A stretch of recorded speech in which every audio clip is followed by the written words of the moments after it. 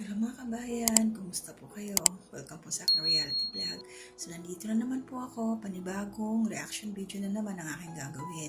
So ito po ay patungkol dito na Daddy Frankie Official. Isa po siyang vlogger na mayroong 178k subscribers sa YouTube. And nagkaroon po sila ng social experiment. Pumunta sila sa isang lugar, gubat. So hindi nila akalain na mayroon palang nakatira doon na magandang babae at mayroong anak, 7 years old. So, nagpanggap ito si Daddy Frankie na nangunguha sila ng mga bote, bakal, ganon. So, nagpaalam siya dun sa babae. So, ang pangalan ng babae si Stephanie, I think yun ang kanyang full name. Basta tinawag siyang Steph. So, nagpaalam siya na mangunguha kung mayroong mga bote, ganon. So, pinayagan naman. So, tapos ngayon, sa huli-hulihan na nanghingi siya ng pagkain, si Daddy Frankie. So, mabait yung babae. Binigyan si Daddy ng makakain tsaka tubig.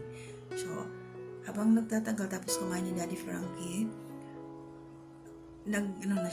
inamin na niya na nagpapanggap lang sila na ganon kasi nga nagsusocial experiment. So, napatunayan nila na maganda ang kalooban ng babae. So, binigyan nila ito ng tulong. Okay? Tinulungan nila si Steph, pero in-interview muna kung bakit sila nandoon, sino yung kasama nila. So, dalawa lang ang mag-ina lang kasi yung asawa niya is nasa Maynila, nagtatrabaho. Tapos sila lang naiiwan. So, nakakatakot yung lugar kasi gubat. Sabi nga ni Daddy Frankie, bakit dito kayo nakatira? Kayong mag-ina lang. May kapitbahay sila guys, pero malayo. Alam niyo naman sa probinsya. Sa farm, bukid-bukid siya. So, malayo yung mga kapitbahay. So, ayun, 19 years old lang siya. Napilitang mag-asawa. Ay, hindi naman sa napilitan.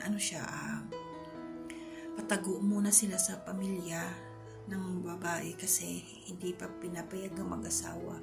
So, doon muna sila tumira pansamantala. Parang pinanindigan na lang nila yung kanilang ginawa. Ganon. Kaya doon sila tumira. So, ngayon, syempre, makikita sila sa social media. So, ang advice ni Daddy Frankie na makipag-usap sa nanay niya. Kasi nandyan na yan, tatanggapin din naman yun. So, nagtatago sila kasi nga 19 years old, ayaw pa siyang payagan mag-asawa. So, iba talaga yung mga kabataan ngayon, So, ayun, hirap siya sa buhay. Siya doon, kumbaga lakas loob na nakatira sila sa bukid, yung anak niya. So, yun yung part 1. Then, meron ng part 2. Binisita ulit sila kasi meron, at syempre, napanood na yung unang video nila, nag-viral kaagad. Viral siya. Tapos ngayon, pangalawang video, viral na naman. So, may tumulong. Pinadalan sila namili ng grocery si Daddy Frankie. So, ayun. Sana matulungan sila na kung anong desisyon na makauwi sa taga Zamboanga. Makauwi sila doon. Kausap yung mga magulang. Kasi nakakatakot yung lugar. Tapos ang ganda-ganda pa niya. Silang dalawa lang. Diba? So, ayun.